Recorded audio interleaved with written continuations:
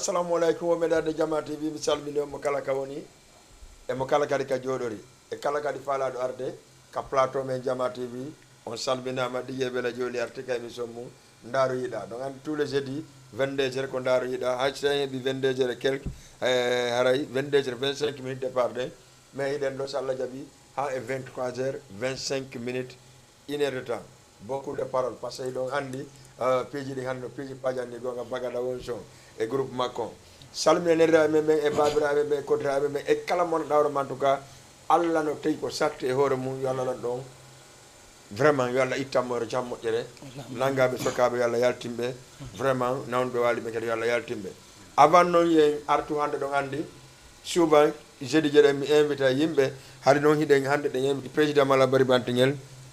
e ɓe se wuri calere par ce que probléme ji ɗi heewi e nder Sénégal mais ko kamɓe responsabilité ɓe men ɓen mais ça n'a pas été hannde mbiɗa andi jeudi prochain inchallah ɓe aray lundi prochain ɗe faala ƴedde ɗo ama taximan en tant que mi yii ka émission ji ɗo moyna kanko woni président jeunesse balɗe on donc et puis jam on kay revendique mais comme kanko woni président jeunesse balɗe on e ndaran hen contact makko lendi ka laaɓa e poyi wawen fodde makko ɗon numéro téléphone 78 116 82 38 onon e Dj Bella Dioli et représentant donc andi Dugun Tunni l'association Souti Foli résident à Dakar n'organise tournoi football molanaɗo débuté ɗo le 15 octobre feƴƴiɗo ɗo terrain municipal de Yakar walla ina terrain Cakali Bakayoko de Yakar Kayof on andi ballon o waɗi en tout cas jama o heewi équipe uji ɗiɗi 4 équipes jouit ça fait 2 matchs ɓe yappi à 2-1 ɓe yappi à 5-1 hakka sa dañande kadi welde voilà hara en artuɗen noon kadi ka émission men tout cool en salmini jama fof en accali hay e goto avant tout d' abord hande ko woni fotti ɗo ko représentant Badougoula centre Badougoula centre et représentant Santos FC Santos de Leluma non voilà Santos de Leluma parce que maire taw ka AC Badougoula assalamu aleykum wa aleykum salam wa rahmatullah amartude day jam jantung alhamdulillah indema e yettore ma Ousmane Dramé miɗan jibina Badougoula centre Ousmane Dramé Badougoula centre Badougoula centre ko ɗum ko honto e laggine ɗum ko nder maali o woni nder maali nder maali o woni sous préfecture Badougoula centre préfet maali on woni d' accord minen e duguntu battidiri onon e duguntuni battidiri onon e tunti dugu on battodira ray men par ce que kamɓe manque fewdomo pi 5 en on battodira ka donc kon ɗum dimanche kono doit jouer de première n'est ce pas oui onon e FC Santos mais en les cas représentant équipe o na joueur jo non kono représentant simple wona mi joueur oui représentant wono no a délégué walla entraîneur adjoint entraîneur walla kam représentant mais ɓaɗi ka bilo to tawaɗa voilà mais wodda e internet sabu sago an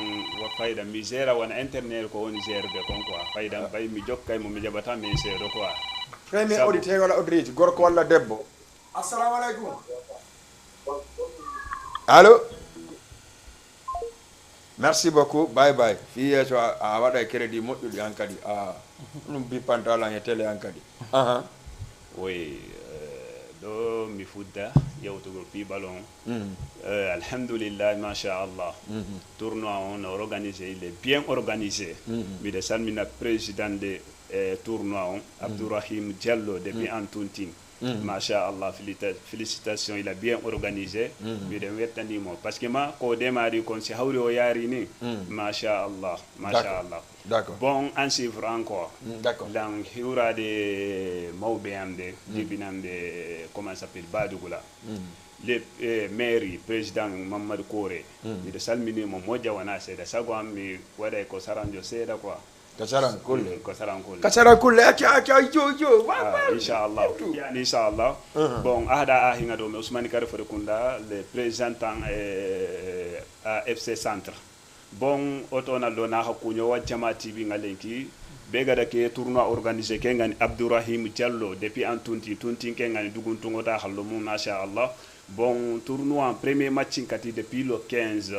tournoi ke aga joppe mo hombe alla ga natimandi mo khosire nyango dangan hota mungu no sare de be nga kenga ni badugula santiria o yo president kunyi ni kenga ni mairie nga fana mamadou khore drame o mamungu ngon ta mungu nanga na sabu nyanga tournoi ke be ga danga liya bon alhamdulillah la makite wadan nan daga do mais alhamdulillah inshallah hakile nga ke tournoi ha hadi bon on ari au président de district nga badje di drame inshallah wa kunyi dina khantana mamadi dur khoto nga inshallah bon on ari association beta huntengo dangani badugula yime grand association badugula mumang association kengani badugula daga nankanenga a président ngani Ousmane Diombo ya gelli ko lometa hendo wakuni na khantana mamadi mambudu de gouvernement su kofmanteng badugula mumang kofmanteng ma bani bogo o ma toho bogo toho do mambu jam bogo jam do da so kofmanteng kunyi na lo a hinu ku benu ta huntengo ma dakaro e ken do tuba iga ta hunu no terin kara junkanga telenkanga insha Allah zernu ndi dur khoto londi e di dur khoto londi mo khosiri alhamdulillah oda kenyando badugula yimera ngurete nga na sabu nyanga non tamulla tournoi nan organiser iyo tournoi nan organiser duguntundi maran sunan tournoi mbogandi badugula hamaran sunan tournoi mbogandi keta badugula centre meta huntenge ma comment s'appelle ma équipe mbogandi odani ken ko ni anifia no yaguno o sago fiti o hado kitullo me hamarim pa comment s'appelle odo kitu kafu oda ogang ha hube financer ne pour on présenter tournoi oda financer alhamdulillah présenter tournoi nga oga hube mundu no tundu wa ngani badugula ta khallo mon suudo badugula remme suuga badugula santiri o fenken o yaga ndenga katta su kafmantenga duwa nga insha Allah ahno de ma duwa nga ma Allah nati mandi mo hosire nyango dan keni départ nga o premier match fadi maske be gari nya ko ndo Santos leluma Allah du ngendi insha Allah ngilu nga gagné nga de ha Allah du ngendi duwa ado Allah de mandenga nga insha Allah gagné nga de me nganda ko ndawol de hakkilanno ko gagna insha Allah ko mi tori be badugula santir voilà yo be wallan duwa o sabu insha Allah c'est Allah ne premier match ouverture badugula santiri defe ton woni mi da wana mi internet mais sagwan defe ton mi da face c'est Allah ne woni insha Allah ko dum mi tori be badugula ko dum mi tori supporteri be ben fo mi atali har goto sabu sagwan wata har goto man ko kotere yobe ube ara daro fi balon wala ube jenta wala ube daro ko tele insha Allah. Merci beaucoup kanko représentant Badugula Centre Badugula Centre ko kanko représentant kanko non woli pula wori sarankulle ko teddungal mo ono Santos ono mimi do andi ko pula to wolto min non mi do andi kadi o be onno commandres Ousmane Dramé préparation makko ayi kanko ko représentant tout cool mais mo fala wadde uri ko entraîneur woni wadde ko Ibro Jama wan kadi ka dum e wolnala indema e yettorema aray assalamu alaikum koto bela joli non aray mi hiwri kama mi salminima lan hiwro grand jando représentant Badugula Centre vraiment hiwro don kadi koto Abdourahim aray depuis tunti kadi Mali aray ko kotirawa même machallah aray koy ley koy dama ko menne a ko dum wadi kala ko organise wo ko organise inshallah si tawi woni himen wuri seldi ken inshallah men tawete mum men do tay moy mum haya wol ka berde haray ha yawkol ka berde himen baw makko foko godum parce que vraiment kanko holli men dun donc ko kotirawa men ko patron amen kadi parce que kanko janni mi métier machallah haray lan hiwro donc kadi toutes les équipes Santos de Leluma fo lan hiwro be lan salmina be kadi haray lan hiwro donc kadi hodo an kami jeya ton haray ko Leluma mi jeya Leluma Centre haray sous préfecture Parawol haray ka amen tigi tigi ko wiyete ko lonna haray lan hiwro lonna mi dadi lonna petit moi j'étais là haray lan hiwro kala biddo lonna wondo do e Sénégal mo wona e Sénégal kadi haray lan hiwro fop kadi inde mo yettore mum hiwro don président Santos de Leluma on kadi vraiment lan hiwro fop lan salmina be kadi yono nan ko wadi a hiwri ko fop pas mi Santos de Leluma wi kanko ida defet ko gonga donc ko ono jota première ko gonga kanko ko wima ko machallah il veut pas jadi ko yo pied o décide parce que ko dum wol do parce que goddo ida defet ida yeso makko ko dum wono piete a fami ko hon dum programme don e dimanche avant tout d'abord et pour au premier maximum onon kadi onon Santos de Leluma haray menen Santos de Leluma inshallah as media haray menen Santos de Leluma haray ko respect teddungal woni ko men hikkini yeeso taw par ce que kala ko yiiɗa si ala respect teddungal haray yarata yeeso te aussi Santos de Leluma ko paykoye paykoye kadi anduɓe kadi fi ballon haray kadi wonɓe est ce que Santos de Leluma ɓe meeɗi participer tournoi wa Santos de Leluma noon si Santos de Leluma en tant que inde Santos de Leluma ko c'est la première fois heɓe présente au tournoi en tant que inde Santos de Leluma par ce que Santos de Leluma ko super étoile de lonna woni kotirawo Santos de Leluma c'est-à-dire lonnade ko hoɗo gon ɗum ƴetti ɗon mais joni waɗi Leluma voilà joni min waɗi Leluma centre mais est ce que ari lonna oɗo mum ɓe mbaɗi équipe mo normal ko joueur arana bundes tum ara ko joueur équipe compétition par ce que hande lonna eyi par ce que lonna neeɓa ko min jouyi ɗo tournoi ji tati jokkodirde en tant que super étoile de lonna goto men yeehi final men ƴettimo goto men jooɗi demi final goto men yeehi final men perdimo à tiro bi donc super étoile de lonna ko kanko ɓuura andede nder Sénégal ɗo edi Santos de Leluma haray Santos de Leluma joueur ɓe wonɓe lonna noon fayda ko kamɓe woni Santos de Leluma ko ɗum wiyete par ce que ko addi yo men présente Santos de Leluma mais faala menen kadi immingol inde Leluma nden e nder Dakar kadi pour toujours vraiment ko min pay koye noon kadi himin fandi ɗum ɗon kono minen kadi min waɗe jeem ko min wawi kon fi immingol kadi inde kamen jeeya ɗon kadi tigui tigui c'est à dire Santos de Leluma e ngal ɓe participe tournoi dugun tunni le président il s'appelle Abdourahimi kono wori ɗa noon neɗɗo manɗaɗoma en tout cas infatigable comme on dit par ce que hande sa yi o ala mo ala toon woni ko résident à Dakar par exemple l'association suusi foti résident à Dakar mais kanko ko général o waɗi o yaali ko kanko hoore makko tun on faami pour kono heddiɓe waɗi tan o hono yiɗomi on motivi ɗon kadi machallah ɗum ɗon ko hawtidirgol leñol pullo fof waɗa ɗum hunde wotere par ce que si ari ha tournoi wiyama ko pullo wiyaka maninka wiyaka kisi wiyaka toma wiyaka goɗɗungo e goɗɗungo haray ko kala pullo fof to jeeyaɗo Guinée Conakry wiya donc ɗon kadi min félicité mo e ɗon kadi par ce que ɗum ɗon kadi o holli men vraiment o faala hawtidirde Guinée en fof ɓe wona hunde wotere haray association souci foli résidence à Dakar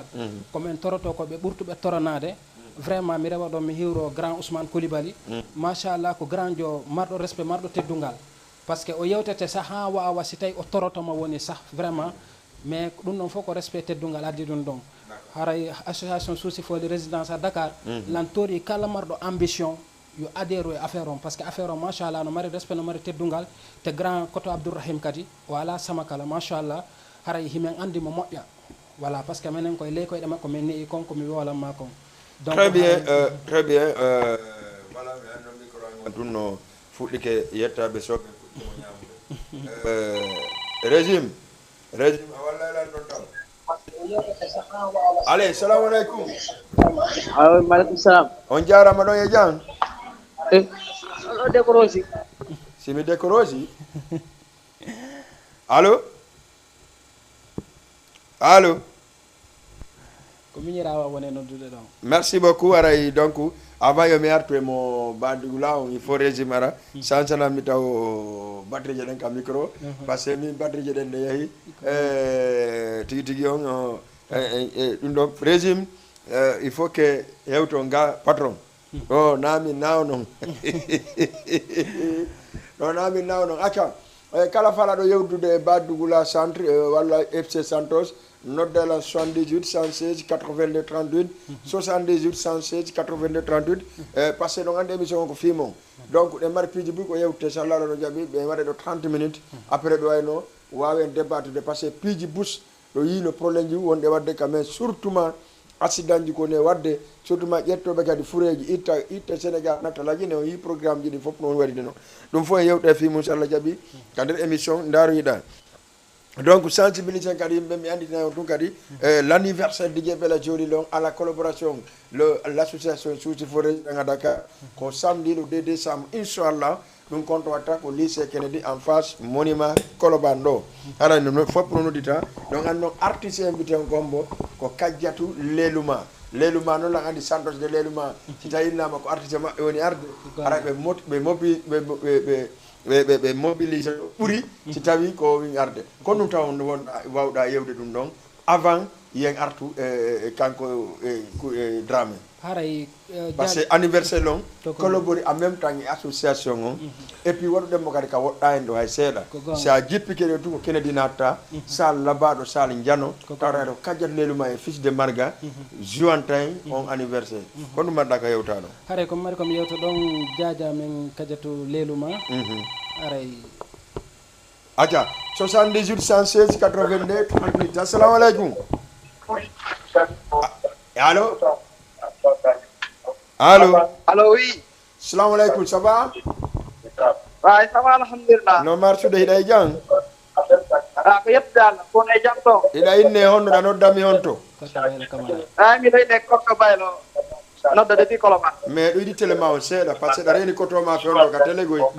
Minyamma wala da reni minyamma ka téléphone do di telema o seeda. Ah, OK. D'accord, minni. Mi do hiwro no mo kala inde ngi yetto dem. Mais avant tout d'abord teto hiwragol minni. Be badugula wo. Wo be piya on 3-0. Ah, ko fale mo be woni mari droit dum quoi. Andi ko kono nge saran kulle ko ndiri goy. Bonata kon avant tout. Mi hiwro non to Aïssatou Kanté nena Diara. Depuis Colobane. Salmini be. Yirto don kami hiwro patro am Abdourahim Diallo. Parce que hande kala ko ngoni o barki Allah e makko. Modi donc achar vraiment me weltani on. Manam na ko beda ngala ko ngo wala na. Wala me Comitori Allah. Be deji depuis gol ma jara la wonna be goddu. Non, comitori Allah yalla abdi be jam e dimanche. Gongo lo fuɓe na haala golli koɓe nguugu kamɓe mbele ɓe yiya goɗɗo ɗo ɗe balle joni ɗo wi piye ɓe 2-0 o waɗoy 2-0 o waɗi 2-1 ko ballon andi ballon kala wona ko woni e mum to mais ɓeeɗa noon koɓe woni ko fof ɓe waɗi de kono kadi inchallah koɓe woni ko ɓe waɗa so Allah jaɓi non attends ɓeeɗa ɓaɓe wi ɓe piye ɓe 2-0 ɓe piɓe 2-1 oɗa wila ndara gara simin piyali ɓe 5 ta hololan o yewaɗi ɓe 5-1 an kadi oɗo wi piyata tun a wi an ko ɓe woni koko faale maɓɓe woni sey no woni reyno non ayi seke comme ko miñanga woni ɗon ko en tant que centre de l'éluma ko première fois yago maɓɓe compétition parce que ko deux équipe men mari quoi d'accord ko équipe réserve o men gone naɓude test kono équipe njanon tigi o wonanima ko lon ASC lonna alors minni a faami minni kono inchallah ɓe yaha to fitorgol ɗe ɗum noon yo waɗo hakkille makko e mum waɗu doyi wimi mi conseillali ma ya ƴettu compétition wawɗo ni wiya ko équipe réserve wonɗa e laɓude a famali min ala an woni famali mi woni famali ka équipe réserve naɓatake compétition wa joni min soɓe feeti kanko famay tawi komi ko woni komi naɓi kon sikko ko moƴƴe sikko ko boni min ɗon vraiment la supporti on ha woturu naata ara mi wiito non ko tournoi innata Ibrahima sori ko copain ngam mi supporti mo ha woturu naata wime gayni joni mi landoma rek ok y a pas de problème ça la jaɓi dimanche on va voir en dara ɓayɗen tawa e foray min ni mi sikki kujumon ɗon ko Argentine premier match maɓɓe perdu ka comme takki ɗi ƴettude ayino mi yeɗɗoma ɗo to ɗum akki joni e ballon piya ɗo yahay wa galam weldani ko yalla waɗa ɗo jang kadi Allah nawde émission mo yeeso kadi quoi ok merci beaucoup joni e dimanche Allah jaɓi inchallah merci beaucoup 78 116 82 38 77 78 116 82 38 wota goto fof winno ɓay Arabie Saoudi piino Argentine après Argentine ƴetti kubbu ta mbata komo base o ɗon de fewon ɗo mo pii ko confiance o ɗaɓɓude ça je vous dis la vérité e fewndoni Santos de Leluma so ɓe ko réserve ɓe naɓande ɓe saran kulleɓe ka WhatsApp ɓe feetuɓe ɓe faale men ñamude nder toon in noon ko ɗum comment dirais Dramé anani ko Santos de Leluma wi anga wat ono wataɓe piide déjà kamɓe ɓe assiri ɗum ɗon bon anga wi inchallah par ce que déjà yiɗa défaite lal reeni fewndoni ni ɗo motive de est ce que ɗo motive de supporter e moɓen avant tout d' abord par ce que na équipe o mari probléme ko supporter o mari probléme ɓe arta kadi e needira na gueɗe na sonko par ce que si Allah jaaɓi autorité sénégalais o min adday ha heewa tew police addate ha heewe pour en cas mo drapi ɗon ɓe ƴettamo ɓe joƴƴina ɗa ha ballon on gasa mais est ce que ɗon wawi on organise pour supporter men mana allez goɗɗo kadi foggi kalini allez 78 116 82 38 allo ok merci est ce que on waɗi ɗum ɗon oui inchallah miɗe tandini bayi haalatagaɗo wona pelleti miɗo tandini inchallah min yaada e needi inchallah min jowa e jam min yarta e jam inchallah jowa waɗon o jellu faaɗo lapiide ɓe a koni hakkilan ɗon inchallah ɗan victoire victoire mo jellu aca ƴette goɗɗo kali ñalo allo assalamu aleykum waaleykum salam wa rahmatullah akkara mi hiwrike on ha min hiwritike ma min hiwrike wonɓe ko émission ɗo men fof merci beaucoup ɗayne hono ɗa noddammi on to mbiɗo wiye Mamadou Ablaye eyyi ɗan nodda ko depuis Colobane awa tawa wadde Mamadou Ablaye fof i Ablaye walla Mamadou kam ara mi hiwrike représentant Santos de Leluma on donc onon Santos woni nadde ɗo quoi minen Santos de Leluma 100% miɗo ɓaawa maɓɓe ha kaya ha wof d' accord est ce que o motivi supporter mon on tawa par ce que tribune mon ko à côté tribune Badougoula ko à côté par ce que kala mo tribune mo heeware minen andi ko noon ala supporter est ce que o motivi supporter mumen taw non andi haala kam goɗɗum bonnay gonga Sénégal ɓen cat dafa gaaw cat lan cat amuti football wayi nde ñande heeɗe ko min addata kon sallah jaɓi cat amuti football wayi ara mi wowlali joni donc on waɗi pré quoi mais minen min pari mais sarankulle ɓe wi on yi ɓeɓe Badougoula ɓe sincèrement parlé onon on dardataɓe par ce que déjà ko équipe réserve wonno naɓude ok ko ɓenda ko gonga français jon l'homme propose Dieu dispose est ce que Dieu n'est pas disposé à côté là l'homme propose Dieu dispose mais attends vous proposez est ce que le Dieu n'est pas disposé avec de côté de comment on dit le Badougoula attention de Badougoula wonaɓe Thiès onon ko réserve on ɗon naɓude Badougoula noon ko équipe tepp on naɓude et puis Badougoula wonaɓe Thiès et puis hara ɓe ndaaru tun et puis faamo kadi ko équipe vice président on goy ko ɗum mi inni wonaɓe Thiès ina andi président on ko 5 MP ok vice président kay wonno arde waɗa 5 ok arala hiwro ɗon ko tan mbawa galle moƴƴa merci beaucoup hiwro ɗon mo yaadi on Ousmane e joueur Santos on fof de Leluma d' accord aray miɗen tori Allah victoire e hoore Badougoula si Allahu lanndon on jaɓi merci beaucoup aray merci on jarama bo Allah nawre émission mon o yesso quoi merci beaucoup 78 et 116 82 38 min ko mi ande ballon ko fija jala terrain on ko arbitre on hol ina time pour jouer o ya pour dare ɗon guere ala sonko ala supporter ko gono gananto gara gananto joueur gagnante ko salmodira kamɓe wonde bimɓe kikiɗe il faut que essayer ɗum ɗon kadi ande weeti niɗɗi ala ko guere hikki ala ko yendirgol hikki hayka groupe WhatsApp ɗo imagine haalaji gono yalta nder toon tawa ɗi waɗa mengo ha e football o hara ɗi waɗa mengo e ballon an mais ɓay haray ko soama ko noon calculirɗa a wowla e tum faalema te c'est impossible donc no woodi règlement football ko jaɓi no woodi règlement football ko jaɓali vous comprenez donc il faut que essaye enen kadi ɗin piiji ɗon fof wadde hande sa yaddora mi moɓidiri enen ɗo fof par ce que min miɗo mettigo e jogade ɓaynami fenu min kam miɗa metti jogade min komi polyvalent sa yi mi engagé ke tournoi o sallah jaaɓi fin début jusqu'à fin ko sabu Abdourahimi e sabu si mosiɓɓe woɓete ko ɗum ñanden goɗɗo go waɗno ɗo wolno ɗon haala mi faala yaltude yaha laawol la mais mi tawi ma mi korisamo e haala kan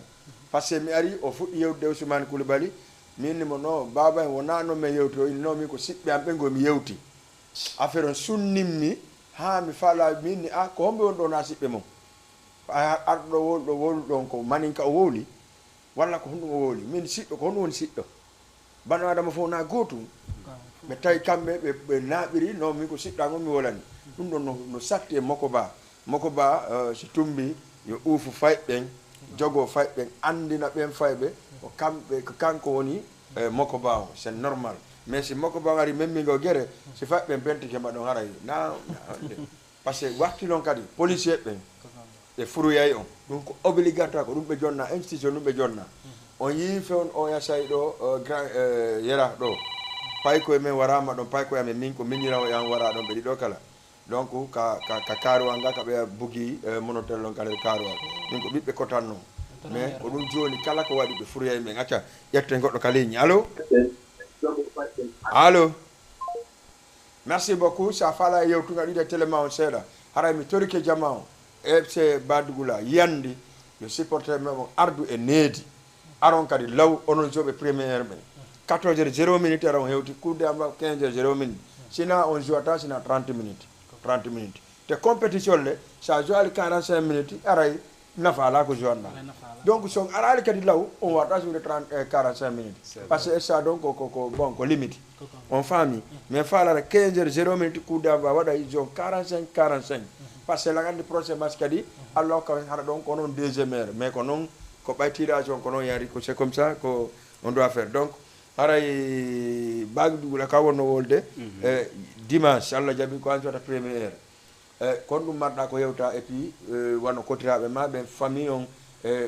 kadi siɓɓe ɓen fof ɓe arda e needi teddungal e machine d'abord mi hewriɗo fof mi yejjiti comment s'appelle ministre des sports de centre Badougoula Ousmane Coulibaly machallah parce que ma imo wakkili quoi devoir makko on machallah wallahi depuis o tournoi fejjuɗo ɗo o tournoi organisé vraiment o gollike wallahi o gollike mais ko Allah wawi yoɓudemo vraiment imo encourage a kadi quoi encourage mo dari imo o waɗi devoir makko déjà o waɗi devoir makko mais nga kittanan kuɓe ka fuke nga ke ngani o Badougoula ko ɓe nuta huntenga Dakar yere aɗo Touba Sénégal bon o supportera hun koni aroxengi mahdi burum aroxengi mah burum parce que tournoi danginte ke lanta su konno huɓe ga dangiri tournoi danginte ke vraiment iɗo ballon saboteur na sabu ñangani joueur nu ngana yang hatere ngeni supporter magabo aya henta supporter supporter ngalla joueur kunu courage ndi har courage adu courage be gama yang hatere ngendi supporter ngalla ken courage kinni joueur nga mais Badougoula hono hirsu be nu gata hunu Dakaru yere mo concerné jamais na sabu nyanga ninkede mu déplacer na yere majare nan to ko na sabu nyang fatele kangay mais ndem déplacer nan daga bani suni place nga na diron ta hun ko yisudan ngani omi yaga nantina comme comment s'appelle contribution tuga odi yaga nantino jokitere ngari ina daga organiser no ya hengo hirsunga ona courage ke to na dawlan kita mais hasser bani mo konjitire hoku da nyando mania Badougoula mera wuti yeng Badougoula daga ndankane sabu nganda nyang o gada nyang parce que na sabu nyoni Badougoula ko ngai igana Badougoula hibare ko lenki igani membi fino hano membi final parce que mo suni Badougoula ko ngai kenga ndanya sababu o gada o mehello ona hanende o gasigi na on ta gode kitadi on ta hari en faran kitado kaga ma finance on ta kitadi hoda nyando mana de ben kanu yengani oda bani su yaga se su ta hunte ngada karu yer Badougoula ken tananga Badougoula sentir no ko ngari oda su yaga supporter o mayam pa hasere bani ma yugo ya hare le mine hirse o mayam pa hasere bani peti ma hadi ano jokkitere ngendi hara haga tele so hon bana kata handa ga so hon kato dangalti Allah ya o hana o courage londi na Badougoula imme laga na uretu kamundi inshallah d'accord wala aray Badougoula centre on nani ɗum ɗo non ko onon nani onon woloɓe salankulle ɓen hara en tori kadi kala faalaɗo darde émission on nini no ka groupe WhatsApp commandere suusi foli résident à Dakar sila fala darde ɗum a kirɗe liye mo mi naɓi ɗo on ko liye on tun yoƴƴata haw naata émission on direct haray ko teddugal e mon donc haray anani ko ɗo e humpa ene ɗiɗo kala ko woli ko a faami kono noon e ko imagination komi ƴetti kon mi nanimo wona ende supporter ɓe wara wur a faami ɓe ara moƴƴa ɓe naata ha ɓe ɓuura on supporter ka très bien andi rahimi attention de mi explique ko pour le musique isaga nay quoi sina ɗum voilà o wi wo supporter on en tout cas o faala ɓe ar moƴƴa si ɓe ari ɓe accueilla kadi équipe on normal ɓe piya on kadi onon Santos de Leluma min ɗon lan tawtimo ko supporter ari wo ko supporter ari supporter yengal e sadon ara des joueurs no mari courage de voilà ɓen hula ɗum ɗon DJ ah bon ɓen hula ɗum ɗon kono wondiri o hula ɗum ɗon hono wondiri men hula ɗum ɗon par ce que mo kala no andi Santos de Leluma no mari supporter ah bon haray si wolaka taw sa Santos de Leluma super étoile de lonna si mobilise ga tum mi sikka Santos de Leluma si tawi fof waway natude ka nder stade nde ñande ɗon hooli hoore mon de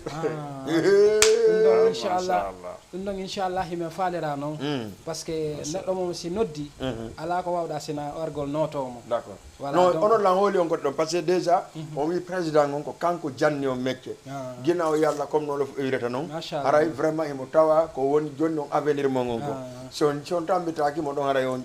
gonga ɓeya haray on yiltali ɓoggol ngol ngal duwa ɗon si tawi koye télé amen o yanirta o yanata ah bon inchallah ɗum ɗon no jarani min ko woni wo sallah jaaɓi donc gerɓe mum ɓen est ce que waɗi prêt actuellement ni fof waɗi prêt fof waɗi prêt waɗi gila o tournoi ɗo waɗi match amical combien de fois min waɗi match amical ji heewdi par ce que avant tournoi o sahari min wadde match amical ji par ce que déjà dernier match ji amical ji ɗimin sakkiti joude ɗi ɗo ɗin fof haray machallah Allah walli men ko victoire men yaltiri e mum ah bon combien de match amical maximum depuis tournoi woola fi mum min waɗi ɗo 5 amical ou 6 ah bon mais fof ko victoire Allah waɗi men yaltiri e mum ɗum fof pion ɗon heɓu defete jande andi noon ko wattu amical ɗon e o terrain hay terrain on labira ka non machallah moom terrain on moom machallah moom himo woni en norme quoi si tawi ka jou o ballon moom si tawi ko ballon tun adduma machallah moom a tallira ɗon ballon ne faalira ko poste no jota min moom komi polyvalent moom mi woniray ka nawroɗa la wo aynay ko ɗon mi ɓuuri wawde marché non wawi dijejo quoi acca ƴette goɗɗo ka ligne si o jaɓɓi natugol allo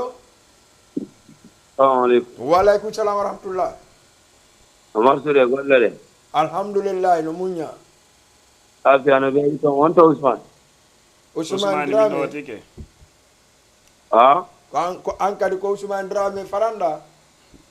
jokko ajuma mi jokki a jon ya mi jokko ajuma ko radio on ɗon no fettude ɗon ka no labinede ɗon ka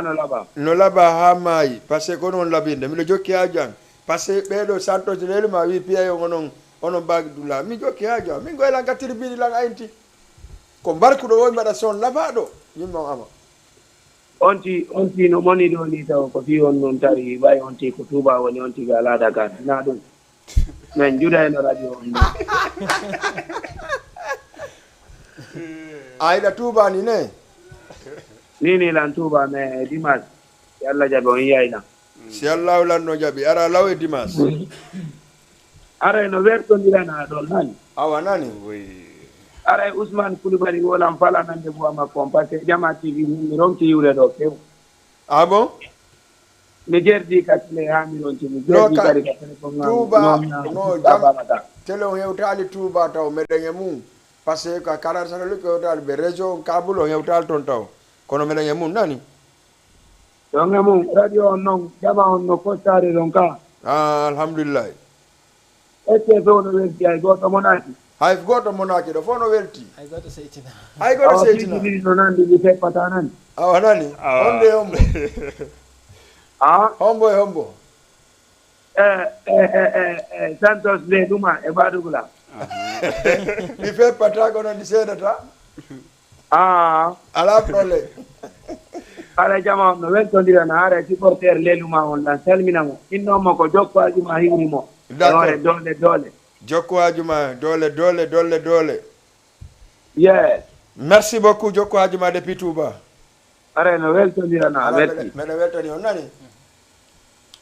Merci beaucoup, Joko Ajuma depuis Touba, en salmino moja. Comme nous me non, donc Andy, le 2 décembre, anniversaire de l'émission, émission de Wadado, moi n'endaru yida tous les édits. Bon, donc Andy kon émission, on a un anniversaire, anniversaire là en personne de, mais moi mi anniversaire gol as anniversaire en personne, voilà. Voilà, donc waray ko anniversaire émission on wonde nge wadde ko dum do ante jama'ar no yidi émission on ngi sube yida na dara ko ka muntuna diye bela ila bela mi non c'est pas ça de ko jama déplacer ya wada contribution leñande parce que chaque année ko de wotre men wadata chaque année hitande be hitande ko de wotre men wadi men andinta jama on nyalande men fuɗɗi émission on ka télévision jama tv no andi 2 ngane makon hewti wadi hay kanko mi wadnali mo anniversaire taw kono nde ñande ko bung ñande anniversaire Jama TV o haray ko weltana gollon e andidina on le 2 décembre si Allah no jabi haray ko anniversaire l'émission on avec collaboration wondiɓe ɓe anda hoorema pottal fi ɓantal suusi fodi résident à Dakar ko honton concert o waɗata ko ɗo e lycée Kennedy ka sal ɗon labaɗo sal jano en face monument Kolobani on ɗo ka BRT on woni ɗon ka are BRT on ɗon sa ari ha ɗon walla mo noddini contact on ɗo ka affiche on en tout cas o yimɓe fuɗɗike promotion on enen 1 mois 15 jours on y a pas arrêt donc aray ko Kadiatou Leluma fils de Marga Bounaya boy Bounaya dañande ɓe Bounaya ɓe arano waɗi soso on famille ka ɓe ara dañande ɓe joie et puis Santos de Leluma ɓe ara ɓe accompagne jaaja maɓɓe il faut noon ɓe ɗaɓɓanami toon hayso ko parejo alla marejo nder hakkude mum voilà ɗum ɗon mi alfini on ɗaɓɓanelan toon parejo alla marejo par ce que Kadiatou Leluma komo Leluma ka mum ɓeɓe badulaɗo kadi mi ɗaɓɓa invité toon min noon dañande équipe uji ni fop représentant maɓɓe on alamo hewta nder toon jewɗo dara pooɗaru ndu fils de Marga Kadiatou Leluma memaɗa a memali ka memeteɗon acca wiiɗa supporter ɓe wiiɗa en tout cas football on par ce que football ko needi par ce que équipe fair play koye needi ndi ñiwata min ko Pita mi jeeya min organise tournoi dongol tuuma tawi ko minen ɓuuri marde équipe min joue 2 matchs min waɗi 2 défaites yimɓe ɓen sikki min haɓay ɓay min gayni joude min wonti kadi min supporte piiɓe min ɓen machallah par ce que ko honɗum waɗi président o ko kamin jeeya kotan wonne monsieur Sidi Leylo min tawi si tawi goɗɗum kala ko nder toon te min yiile toon ko ɓoyli fayɓe fuɗɗo wiide nogram min no needi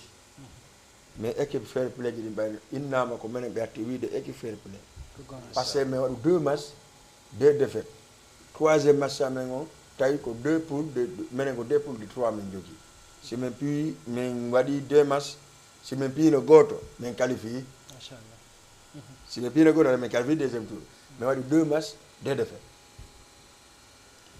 min kitti e tournoi o pii men ɓeɗi ɗo dalawol pii men pellal pii men ko dalawol e pella ye final dalawol pii final 4-0 final menen noon mi yilti mi supporti min hay dolo ko dalawa mi wattino c'est-à-dire mais fair play c'est comme ça football on ko fi andingol en tun ko enen hawti ko génération noon hande min ko mi jouɗo ballon mi joui ballon Assane Diouf ha mi ronki min omone andari ɗo min ko défense mi waɗayno ni stopper mi waɗa min ko poste stopper mi joyno mi yimɓe ɗen joui ha min ƴetti min mi ƴetti 4 coupe ganduɗa hoorema ɗi fof mi townayi ɗi to si a capitaine min ɗo fof hande mais ha hande ko min ko entraîneur ko arbitre jodumi mum waɗi acca ƴetten goɗɗo ka ligne allo a fof mi habboma taw ha gayna régime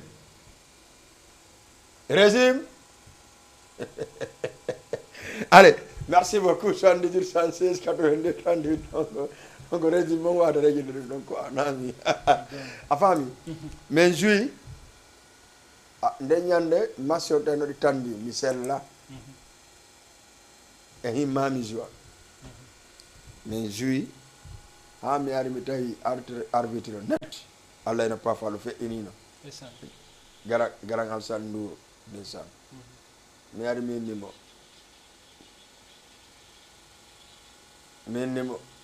nimo grand andi anga wata arbitre oy fiyon ɗo c'est-à-dire landi mi jalowi joni noon goɗɗo no arayno ko mi ari attaque gol mo min miɗo andi ko rouge mi faala mi yalta par ce mi sella mi ari mi waɗani wa deux pieds pum o ƴaltini zone o jonni mi minnimo way yaw awa ɗi waɗida ɗo ni heni a joni talan rouge o yat rouge o jonni mi yalti ayi tawi ko ɗum ɗo mi andi min miɗo cité goɗɗo e terrain par ce que mi hay tappuɗala yanugol ni famina maayi min ha jang ala e ɗum si tawi tout mousallah andi ka ballon par ce que lani sa yalti ka yaasi a tappatala c'est vrai sila waɗi mayo on lanka terrain a tappayla on no hawte mais si mi yalti ka yaasi a wi golla wasi a waɗata a faami ko ɗum ɗon noon goɗɗo kay kadi imaginata ka hoore mum anda football ko hande ko porto ne jokkude football ko homɓe yaltini football na Angleterre ko combien de coupe ɓe mari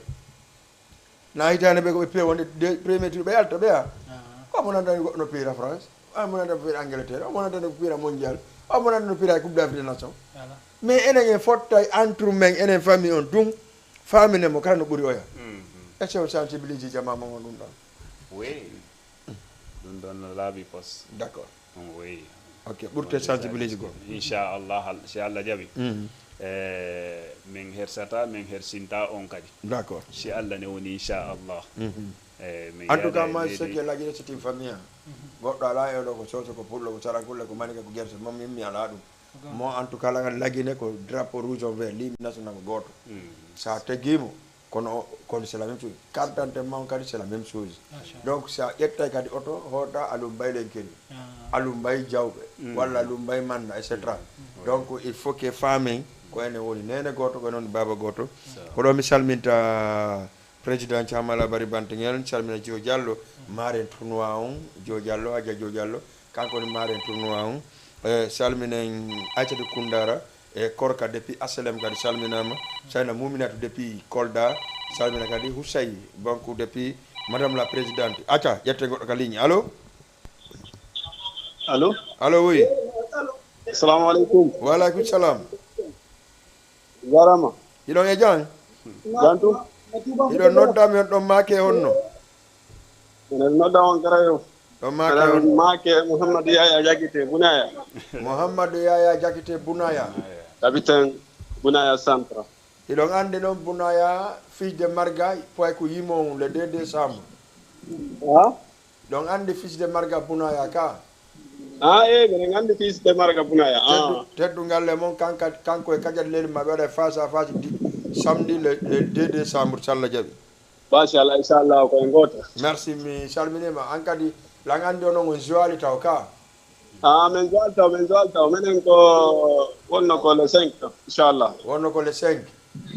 a préparé moƴƴa nani inchallah hara miɗo salmina toon anniversaire ga men wono Pellum Bantala Badugla centre Soya ASC Leluma ara miɗo salmina ɓen toon ɓe présidentiɓe toon ara lan félicita ɓe ko wona seeɗa d' accord aray komi toroto Allah kuppu on ɗo kay aray kuppu on ko entre Bounaya e Pellum e Badugla ko toon min fala kuppu on yaa inchallah no ko fewn no cuɓiɗ aɗi pelliɗo tan aray min neeɓi yaade final min neeɓi yaade demi final non andi gon waɗi inchallah kuppu on ko gaɗa jangol ga min fala ara inchallah fiyon nu e gaɗa cagol to minen kankere na kuppu men yaani awide ko minen ɓuuri a toon yinde kuppu on nini awa joni ɓay kono a ƴettemo tugara on joali non min joyi inchallah andi fi équipe uji no wowle mbiɗo andi équipe uji ɗi ñalali taw ayi ko kuppu on abba tun ayi gueme ko nde ñande participe ɓe fof randata machallah ñande men si wo ñande men si Ndeñande participer foy na akire ni wajede coupon jomne ɓe ɗo na final gisa machallah kono ko ben mi don on ko ɗo baadugula goy anduni ben ko baadugula inchallah si Allah teewni aray représentant baɗugula ono ɗon wimo supporter créé fo no ɓaawa makko anga fuɗɗigade ségrégation supporter on no ɓaawa makko inchallah ne aray représentant pelli on kadi ari toon ne wala liga ɓenɗon on ɗon ka radio yeyi machallah aray meɗen salmina on jama o fof omo santosi mo leeluma o santosi leeluma won ɗo ok awa meɗen salmina ɓe ok courage inchallah merci beaucoup dimanche ara lawnani inchallah hara en daara e masidi moƴƴa inchallah par ce que ɓeɗo ɗo oɗo inni piya 3-0 oɗo wi piya 4-0 joni mi falande ko mbo piyata 4-3 machallah an noon ka baddugula wonanda non min ko baɗugula coupe ko gaɗa ga lumbata inchallah ɓay gaɗa to gara kono ko fala coupe yiyay assalamu aleykum a hawji komi Ousmane Bounaya mo ari ɗo ferena seeɗa walla doyi nala toon alhamdulillah ɗay jang tantu alhamdulillah Bounaya Ousmane minen komin min supporter ɓe baɗugula an onon Bounaya on joueur taw ko baɗugula supporto min supporter puisque min fala coupon e lombu superfecture baɗugula joni noon si tawi onon ɗiɗon fotti ka deuxiéme tour ɓe piyi on temin fotti aɗa fof ko hunde wotoro so fotti ɓe piyi on ara ko yiyata toon de par ce que ɓe fotte o piyeɓe ara ko ɓeyeyi on fof yeeyi non bon c'est un fotti ma équipe goto gagne ay ka way mais nini taw mbeɗen ɓawa maɓɓe tawa eɓe piina men leeluma ha yona way ko eɓe piiw leeluma ha inde santos o muta fes ko inde santos o men fala yo muta wallahu akbar edda leeluma o eɓa yontere hande se fotti ɗo arano yurmi o eɓe wona ɗo ɓe ha yona awa inchallah tuma se men fotti men e baɗula kadi on tuma ɗon ne woɗa mama yawo ala problème inchallah jaɓi mais rewoyo e hoore mabɓe min jetta coupo inchallah d'accord menen FC Bounaya centre il y a pas de problème ouais merci beaucoup ouais voilà FC Bounaya no min famande ayi ɓeɗo fof ɓe waɗi ɓe collaboré ɓe yiwo ko ɓeɗo ɓe kamɓe et puis mari équipe kono wo ko kamɓe ɓe sufete kono yiɗɗa ɗum ɗon non no welimi sa ko men hawti pool ko men fof bon kono hawti pool ko menen hawti pool ɗon no welimi ko ɓeɗo taw ɓe gata to réguilde taw si min gara e maɓɓe taw inchallah si Allah jaaɓi inchallah no réguila ɓeɗo pièce par pièce non ko ɗum ɗon min faala fiyoɓe janggo ɗon ko aɓe ɓurta préparé donc ko jannaɓe football non ɗum ɗo ɗum ɗon laaɓa inchallah e dimanche c'est à dire a fala dimanche piide ɓeɗo rewtana ɓeeɗa joni no hara ɓe fof no wawata wadde ɓe fof non ɗum no welimi komin hawti pool kon ɗum ɗo no welimi ko si tawno koye pool goɓe wonno mi heeɓa ko ɗum annilan seeɗa mais ɓay ko minen hawti pool o inchallah aray ko gotum ɓeɗo ƴette gaɓal maɓɓe ngal kamɓe kadi ɓe arano e gaɓal maɓɓe ngal inchallah kono wiɗa ɗum ɓay hunde ko wawa haalde sago mum o ɓe haala sago makko ha Allah kala Allah wallu o min ɗo noon miɗo tanjini inchallah si Allah jaaɓi lan hooli lantorde Allah lantorde Allah ɓiɓɓe kikiɗe on toye mon ɗatorade Allah ko ley kago dow miɗo torde Allah de côté jini fof hande miɗo torde Allah saabu ko ley mi woni ko ley mi woni mais Allah noon ko dow woni Allah ko dow woni a wonɗa ley ko nafaala no yawde inchallah si Allah jaaɓi o hersintala inchallah lan tanjini ñande wajo inchallah lan tanjini victoire on koma victoire koma mi gagna inchallah si Allah ne woni koma mi gagna et puis si Allah ne woni noon ko Allah noon mi ɓuriti tanjinade siyo walla ƴette goɗɗo ka ligne kadi allo no e nala toon yandom eyo ɗa noddame ɗayne honno ko télé me faala ko télé hiɗa ka télé ni koye gara allo salamu aleykum gara nga ɗoyta ka wonɗa ɗon ɓuuri on ɗaka télé ni wini allo oui waaw ça va ɗay jang jandum minen ko télé me faala noon ko télé ɗaren télé on ka eyi awa ɗa télé wonɗa ni le komi wonɗa yewde direct ka télé ka a faala yitade ka télé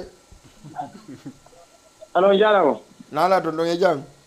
ko oyɓe sohli régime wallin ɗon taw nani